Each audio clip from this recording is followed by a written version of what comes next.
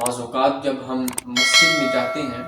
تو دیکھنے کو کچھ اس طرح سے ملتا ہے کہ جو نمازی حضرات ہیں وہ اپنی شلوار یا پجامے کو اپنی تہ بند کے اندر کلوز کر رہے ہوتے ہیں، کچھ اس طرح سے کلوز کر رہے ہوتے ہیں۔ تو شریعت مطہرہ میں ایسا فعل کرنا جائز نہیں ہے،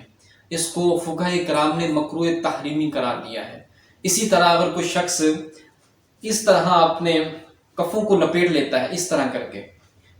ایک ہوں یا دونوں ہوں، تو یہ طریقہ بھی مکروہ تحریمی ہے، یہ بھی جائز نہیں ہے۔ اسی طرح اگر پونچے ہیں شلوار کے، ان کو اندر کی جانب یا باہر کی جانب فولڈ کر لیتا ہے تو یہ طریقہ بھی جائز نہیں ہے،